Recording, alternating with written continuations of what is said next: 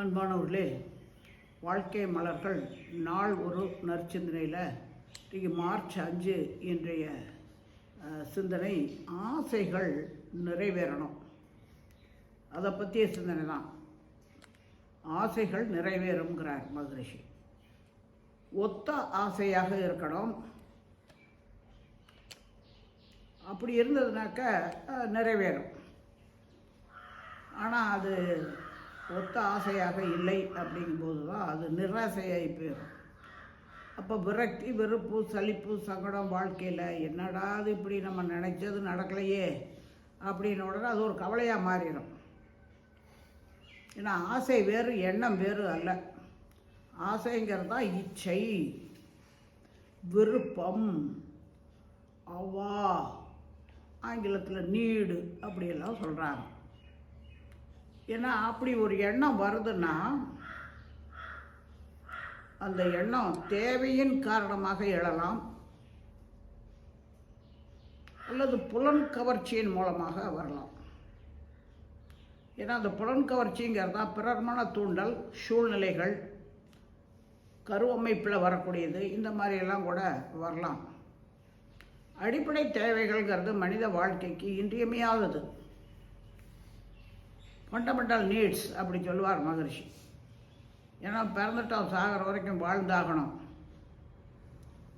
அப்போ அந்த வாழ்க்கைக்கு அடிப்படை தேவைகளாக இருக்கிறது அவ்வப்போது ஒரு துன்ப உணர்வு வருது, பசி அப்படி சொல்கிறோம்.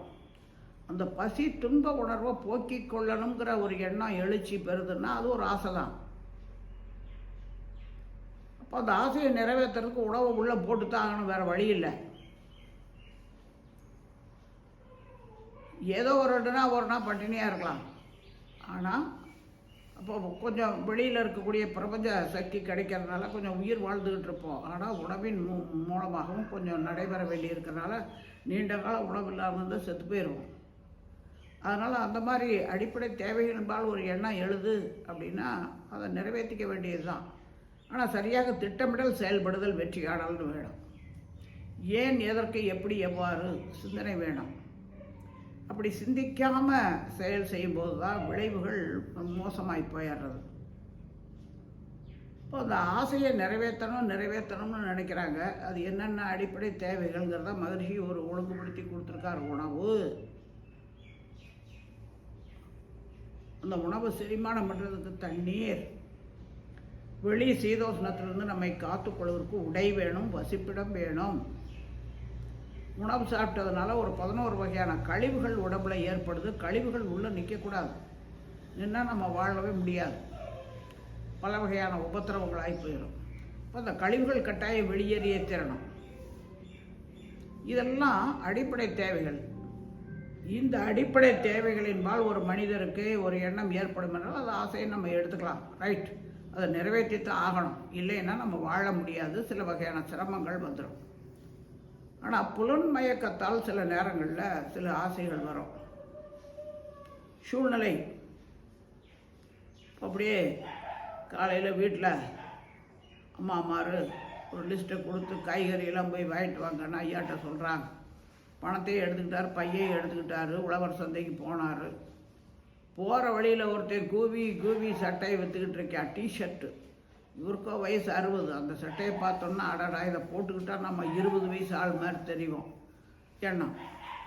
ஏன், அந்த துணி விற்கிற ஆள் இந்த ஆள் இந்த சட்டையை வாங்கினா பரவாயில்ல, நமக்கு எல்லாம் முடிஞ்சு போச்சு, வியாபாரம் பண்ணி இந்த ஒன்றை மட்டும் கையில் வச்சுருக்கேன், இந்த ஆள் வாங்கிட்டான்னா நம்ம வீட்டுக்கு போய் சேரலாம், நம்ம காசை கொண்டு கொடுத்தா குடும்பத்துக்கு ஆகும், குடும்ப செலவுகள் பண்ணுவாங்க, சமைப்பாங்க, எல்லாம் செய்வாங்க அப்படின்னு அவரோட எண்ணம். இந்த ஆள் வாங்கணும்னு நினைக்கிறது தான் பிறர்மன தூண்டலால் ஒரு எண்ணம் எழலாம், செயலாக மலரலாம்.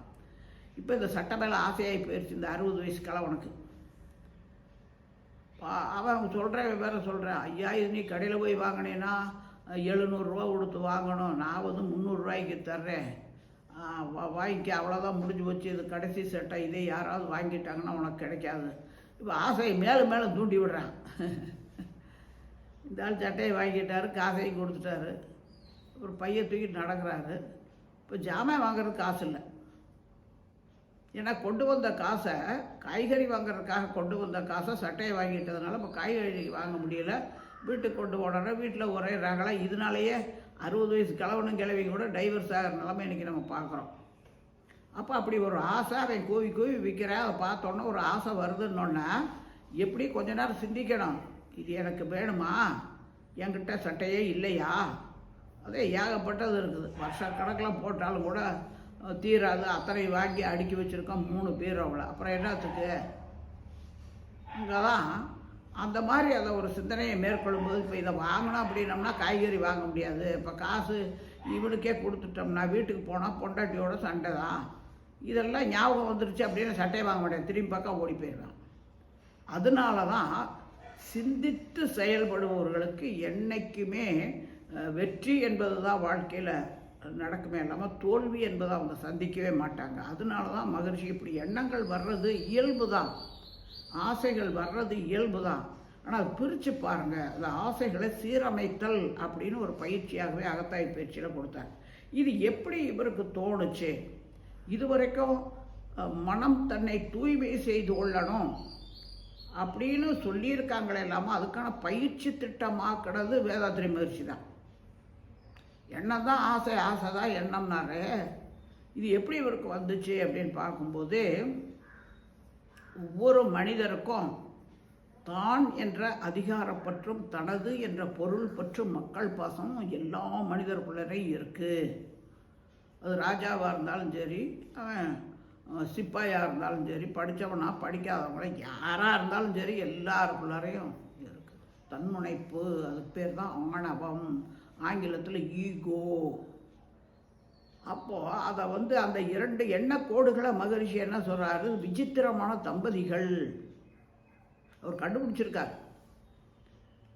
ஏன்னா ஒரு தம்பதினா அவங்களுக்கு பிள்ளை பிறக்கணும் இல்லையா, அவங்களுக்கு பிறக்கக்கூடிய கெட்ட பிள்ளைகள் 6 பேராம். அதுதான் பேராசை, சினம், கடும் பற்று, முறையற்ற பால் கவர்ச்சி, உயர்வு தாழ்வு மனப்பான்மை, வஞ்சம். இந்த பேராசை பேராசைன்னு சொன்னால், ஆசை செயல்படுத்தி முடிக்கும்போது விளைவு இனிமையாக இருக்குமே, ஆனால் அதெல்லாம் நிறைவேற்ற வேண்டிய ஆசைகள் தான். ஆனால் முடிஞ்சு போச்சுன்னா அவ்வளோவோட அப்பாடாக கிடச்சி போச்சு. இந்த ஒரு சட்டையை வாங்கிட்டோம், காசும் இருந்தது, காய்கறியும் வாங்கிட்டோம், அவ்வளோவோட சரி நிம்மதி. நம்ம வீட்டில் சட்டையே எனக்கு இல்லை, கிழிஞ்சு போச்சு வாங்கினதெல்லாம். அதனால் இந்த சட்டையை வாங்கிட்டேன், பரவாயில்ல, மனைவிட்ட போய் சொல்லிக்கலாம், கொஞ்சமாக காய்கறி இருக்கிற காசுக்கு வாங்கிட்டு போய்க்கலாம் அப்படின்னு இருந்தாக்கா அது பரவாயில்ல. ஆனால் அவருக்கு என்னென்னா, அவன் 3-4 சட்டையை கையில் வச்சுருந்த உடனே இன்னும் வேண்டும் மேலும் வேண்டும். உன்னை பார்த்தோன்னா ஆசை, அதோட மனம் நிறையாது, உன்னை வாங்கணுன்னு நிறையாது, இன்னும் அது வேணும் இது வேணும், இதுதான் பேராசை. இன்னும் வேண்டும் மேலும் வேண்டும்னு எப்போ எண்ணம் தொடர ஆரம்பிக்குதோ, தொடர் இயக்கமாக, அது எல்லாமே பேராசை தான். பேராசை பெரு நஷ்டம்னு சொல்லியிருக்காங்க பெரியவங்க. ஆனால் அப்போ நஷ்டம் இல்லாமல் நம்ம வாழணும்னா என்ன செய்யணும் அப்படிங்கிறத வேதாத்திரி மகிழ்ச்சி அகத்தாய் பயிற்சிகளை கொடுக்குறாங்க. அவருக்கு எப்படி இந்த பயிற்சி முறைகளை ஏற்படுத்தணும், மனிதர்களுக்கு கொடுக்கணுங்கிற எண்ணம் வந்துச்சுன்னு பார்த்தோம்னா, அவருடைய வாழ்க்கை அனுபவங்கள் தான் மனவளத்தில் யோக பயிற்சியை கொடுத்துருக்காரு. ஒரு நாள் அவர் 1000 தறி குடும்பத்தை தனக்கு கீழே வச்சு ஒரு பெரிய தொழில் அதிபராக வாழ்ந்து கொண்டிருந்த காலம். அப்போது ஒரு பெரியவரை பார்க்கறதுக்கு போகிறார். அவர் தறி நெஞ்சுக்கிட்டு இருக்கிறவர்.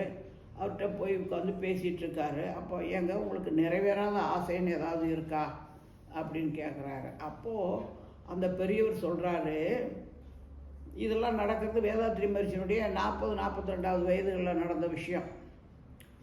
அப்போது அது பெரியவர் சொல்கிறார், ஏப்பா எனக்கு வாழைப்பழம் திங்கணும்னு ரொம்ப நாளாக ஆசை, எங்கப்பா நம்ம உழைக்கிறதுக்கு கஞ்சியை குடிக்கிறதே பெரிய பாடு, எங்கே போய் வாழைப்பழம் வாங்கி சாப்பிட்றது?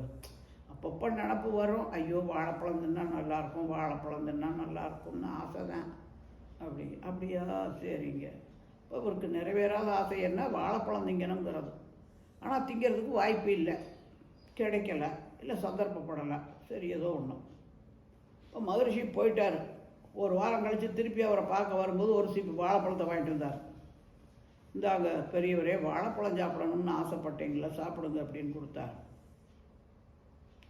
கொடுத்துட்டு நீங்களே சாப்பிடுங்க ஐயா, நான் போயிட்டு வர்றேன்ட்டு அவர் வேறு வேலை இருக்குன்ட்டு போயிட்டார் சாமிஜி. அதுக்கு அடுத்த வாரம் போகிறாரு அந்த பார்க்குறதுக்கு. ஏன்னா துணியை நெஞ்சு முடிஞ்ச பிறகு அதெல்லாம் கலெக்ட் பண்ணி கொண்டு வரணும். எவ்வளவு பண்ணியிருக்காங்க, என்ன எதெல்லாம் தொழிலில் இருக்கிறவங்க அப்பப்போ கண்காணிக்கணும் இல்லையா, அதுக்காக போகிறார். இப்போ அடுத்த வாரம் போகும்போது என்ன பெரியவரே வாழைப்பழம் நீன்ற ஆசை நிறைவேறிடுச்சு அவங்களுக்கு அப்படின்னா.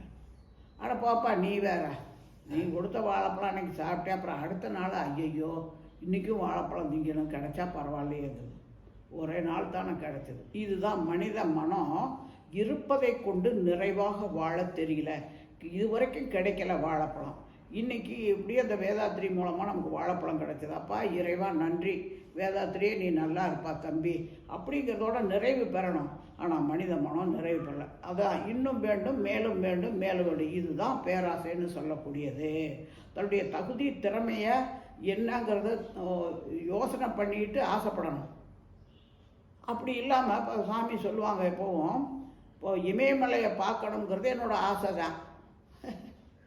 எல்லாருக்கும் ஆசை தான். ஏன்னா சொல்கிறாங்க வெள்ளி பனிமலைன்னு பாரதியார் வேறு பாடியிருக்காரு. அப்படி படங்கள்லாம் பார்க்குறோம், வெள்ளை வெள்ளையாக இருக்குது, அது பார்த்தா சிவலிங்கம் மாதிரி இருக்குது, அப்படியா இப்படியா, அங்கே வந்து பனி லிங்கமே இருக்குது, அங்கே மான சரோவர் இருக்கா, அப்படி இப்படின்னு எல்லாம் போயிட்டு வந்தவங்க சொல்லும்போது நமக்கும் ஆசையாக தான் இருக்குது போகணும்னு.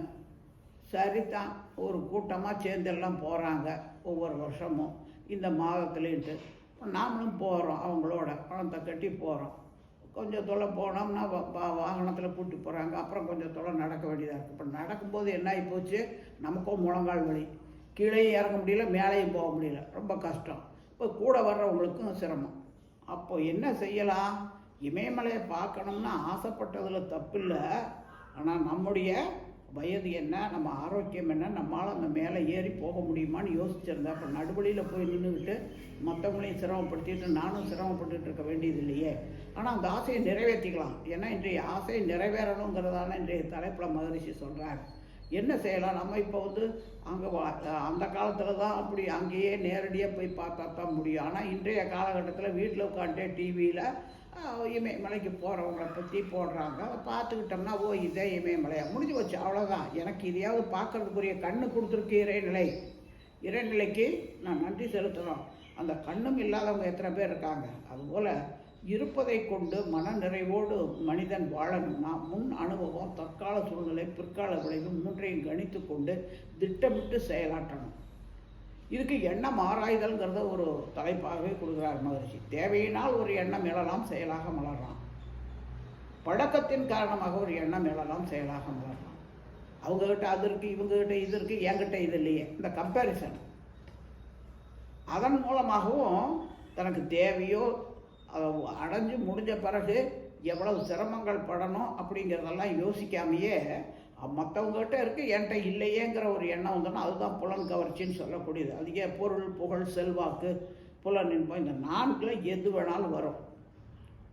சூழ்நிலையின் காரணமாக எண்ணம் வரும். பிறர் மன தூண்டலால் ஒரு எண்ணம் எழலாம், செயலாக மலரலாம். அருவமைப்பின் மூலமாக நம்ம முன்னோர்களாக இருந்தவங்க ஆசைப்பட்டிருப்பாங்க வாழைப்பழம் திங்கணும், அவங்களால திங்க முடியாமல் இருக்கும். இப்போ நமக்குள்ளே இருந்து வெளிப்படும். இது ஆராய்ச்சிக்கு எடுத்துக்கொள்ளணும். தெய்வீகமான எண்ணங்களும் வரும். அது வந்து பிறர் நலம் வேண்டிய எண்ணங்களெல்லாம் அப்படி தான் வரும். இப்போ பிறர் நல்லா இருக்கணும்னு நினைக்கிறது கூட ஆசை தானே.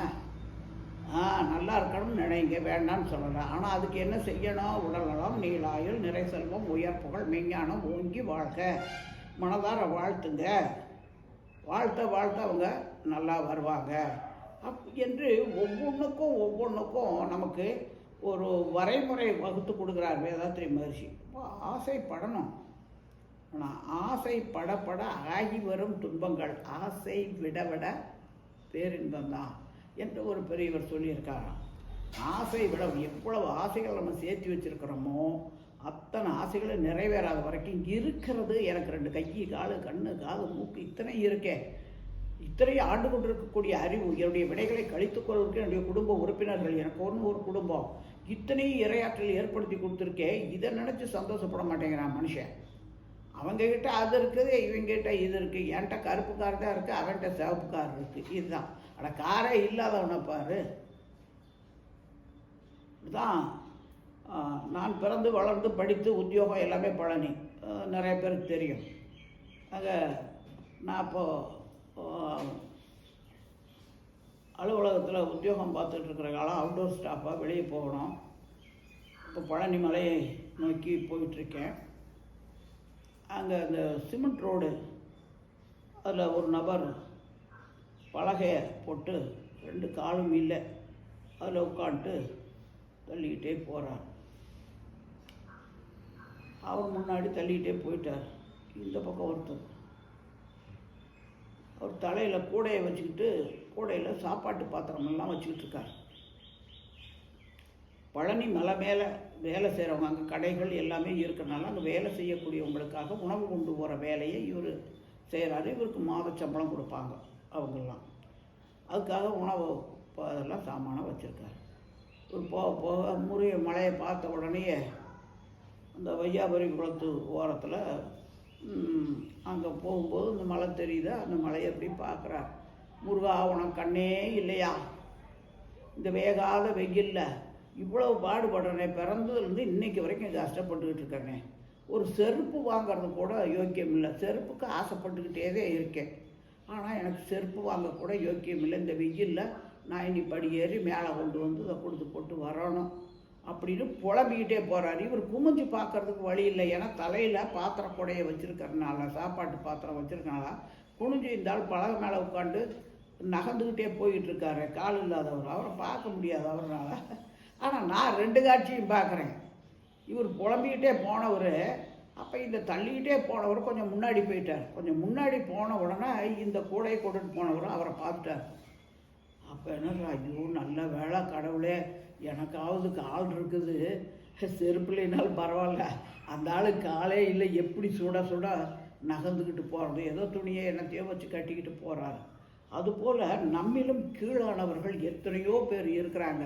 நம்ம எதையோ புலன்மயக்கத்தினால ஏற்படக்கூடிய ஆசைகளை நினைக்கிறத விட, நமக்கு என்ன நடக்கணுமோ, நம்முடைய கர்மவினை பதிவுகளுக்கு ஏற்ப நமக்கு என்ன வேணுமோ அது யார் மூலமாவது வந்துக்கிட்டே தான் இருக்கும். அது அப்போ நமக்கு கிடைச்சிருக்கிறத நம்ம அனுபவிக்க பழகணும். அதை விட்டுட்டு இல்லாததை நினச்சி ஏங்கவே கூடாது. அப்படி ஏங்கும்போது என்ன நடக்குது அப்படின்னாக்க, உடல் சோர்வு, மனசோர்வு ஏற்படுது, வாழ்க்கையில் விரக்தி வெறுப்பு ஏற்படுது, நம்ம திறமைகள் எல்லாம் அழிஞ்சு போயிடும், நம்மளால் உழைக்க முடியாது. அது உடல் உழைப்பாக இருந்தாலும் சரி, மன உழைப்பாக இருந்தாலும் சரி, அந்த உடல் சோர்வு, மூளை சோர்வு, மனசோர்வுங்கிறது ஏற்படவே கூடாது. அப்போது ஆசைகளை ஒழுங்குபடுத்தி கொள்ளணும். அப்படிங்கும்போது வரிசையாக ஒரு லிஸ்ட்டு போட்டுக்கங்கன்றார் மகர்ஷி. சரி, இங்கே லிஸ்ட்டு போட்டாச்சு. இப்போ அடிப்படை தேவைகளின்பால் வரக்கூடிய ஆசைகள், அந்த எண்ணங்களை தனியாக எடுத்துக்கங்க. இது இல்லாமல் உயிர் வாழ முடியாதான்னா, ஆமாம், இதான் இல்லைன்னா செத்து போயிடுவோம். ஏன்னா அடிப்படை தேவைகள் வேணும், அது இருந்தால் தான் உயிர் வாழ முடியும். அப்போ அதை நிறைவேற்றுவதற்கு திட்டமிடணும். நேர் வழிகளில் அறநெறி சார்ந்து இறையுணர்வோட அந்த ஆசைகளை நிறைவேற்றுவதற்கான திட்டமிட்டு செயல்பட்டோம்னா முடிஞ்சு போயிடும். இப்படி ஒவ்வொரு ஆசைகளையாக எடுத்து அதை செயல்படுத்திட்டோம் அப்படின்னோம்னாக்கா மனம் கலகலன்னு ஆகி போயிடும். இல்லைன்னா நிறைவேறாத ஆசைகளெல்லாம் கருமையத்தில் போய் சேர்ந்து அதனுடைய விளைவுகள் என்ன ஆகும் அப்படின்னா, ஆசை தடைப்படுத்தும் நபர் மீது, பொருள் மீது ஏற்படும் பொருத்தமில்லாத உணர்ச்சி வயப்பட்ட நிலை சினம் எனும் கோபம். சினம் இப்போ செலுத்த முடியல, சந்தர்ப்பம் வரட்டும் பார்த்துக்கிறேன்னு இருப்பு கட்டி வச்சா அதுதான் மஞ்சம். பிறர் மேலே காட்ட முடியல, தன் மேலேயே ஏற்படக்கூடிய சினம்தான் கவலை.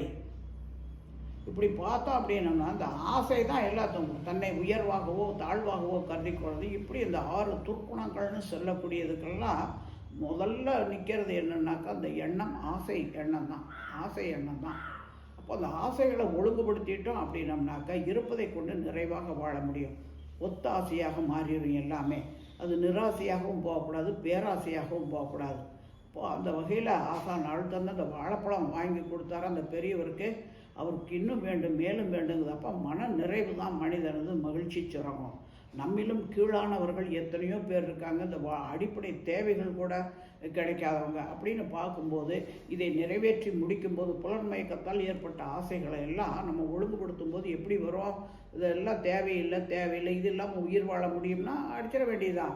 அடிப்படை தேவைகளாக இருந்தாலும் அதை நடத்து முடிப்பதற்கு உரிய தகுதி, திறமை வசதி வாய்ப்பு சந்தர்ப்ப சூழ்நிலை இல்லை அப்படின்னு ஒரு பதில் வறுமையானால் இது என்னிலிருந்து விலக்கப்பட வேண்டும். இந்தந்த காரணத்தினால இதை நான் நிறைவேற்றி முடிக்கும்போது எனக்கும் என் குடும்பத்தாருக்கும் அல்லது சமுதாயத்திற்கும் விளைவு துன்பம் வருது, அல்லது இதை நிறைவேற்றுவதற்கான வாய்ப்பு வசதி இல்லை, அதனால எனக்கு இந்த ஆசை வேண்டாம், இந்த ஆசை வேண்டாம், இந்த ஆசை என்னிலிருந்து விலகட்டும் என்று ஒரு மனதுக்குள்ளாகவே ஒரு எண்ணத்தை ஏற்படுத்திக்கிட்டே இருக்காது தான் சங்கல்பம்னு சொல்லுவாங்க. அதை சொல்லிக்கிட்டே இருந்தோம் அப்படின்னம்னாவே இயல்பாகவே அது நம்மிலிருந்து அந்த ஆசை நீங்கிரும்.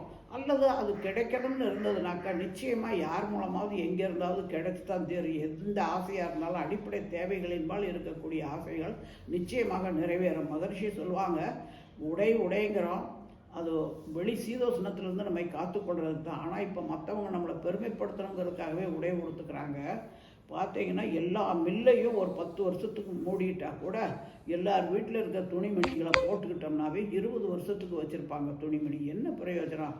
நின்னா கால அளவு, படுத்தா உடம்பளவு தான் நம்ம அந்த பூமியை அனுபவிக்க போகிறோம். ஆனால் மண் பெண் பொன் ஆசைகள் காரணமாகத்தான் முற்காலத்தில் எல்லாருமே கஷ்டப்பட்டிருக்காங்க. அப்போ அதுக்காகத்தான் இந்த இலக்கியங்கள்னு முற்காலத்தில் ஏற்படுத்துகிறாங்க. கதைகளாக புராணங்களாக சொன்னாங்க. ராமாயணம் மகாபாரதம் எல்லாமே இந்த மண் பெண் பொன் ஆசையினால் விளைவு என்னென்ன துன்பம் தான் வரும். அது எவ்வளோ பெரிய ராஜாவாக இருந்தாலும் சரி, எப்பேர் கொண்ட ஆளாக இருந்தாலும் சரி, பேராசையாக போகும்போது விளைவு பேராசை பெரு நஷ்டம்தான். அதுக்காக கவலையாக வரும். அப்புறம் இன்னும் விளைவுகள் பூராமே இன்றைக்கு மட்டும் இல்லை என்றைக்குமே துன்பமாக ஆகும். வாழ்நாள் முழுதும் அவங்க நிம்மதியாக இருக்க முடியாது.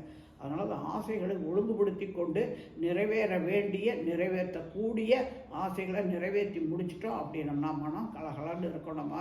நமக்குள்ளே இருக்க திறமைகளெல்லாம் வெளிப்படுத்தி நம்ம நிறைவாக வாழும்போது நம்மிலிருந்து வெளியேறக்கூடிய அந்த ஆன்ம அலைன்னு சொல்லக்கூடிய காந்த அலைகள் எங்கெங்கெல்லாம் மோதுதோ அவர்களுக்கெல்லாம் அந்த மனநிறைவு கிடைக்கிறதுக்குரிய ஒரு வாய்ப்பாக இருக்கும். அப்போ அதற்கெல்லாம் உதவியாக இருக்கிறது தவம். ஏன்னா சங்கல்பம் போட்டு நம்மளே எனக்கு இது நடக்கணும்னு அந்த எண்ணத்தில் அழுத்தம் கொடுக்கணும். அதே போல் இது வேண்டாம் எனக்கு அப்படிங்கிறது எண்ணத்தில் அழுத்தம் கொடுக்கணும் அப்படின்னு சொன்னாக்க அதுக்கு தவத்தின் மூலமாகத்தான் மனம் தனது வலிமையையும் திறமையும் பெருக்கிக் கொள்வதற்கு தான் தவம்ன்ற. அப்போ தவம் செஞ்சுட்டு தற்சோதனை செய்யும்போது தான் ஆசைகளை நம்ம முறைப்படுத்தி கொள்ள முடியும். நிறைவேறக்கூடிய ஆசைகளெல்லாம் நிறைவேற்றி முடிக்கிறதுக்குரிய ஒரு வைராக்கியம், ஒரு திறமைகள் எல்லாத்தையும் நம்ம வெளியே கொண்டு வர முடியுங்கிறதா இன்றைய சிந்தனையில் ஆசைகளை நிறைவேற்றலாம் அப்படின்னு சொல்கிறார் மகரிஷி. மேலும் சிந்திப்போம், தெளிவு பெறுவோம், வாழ்க.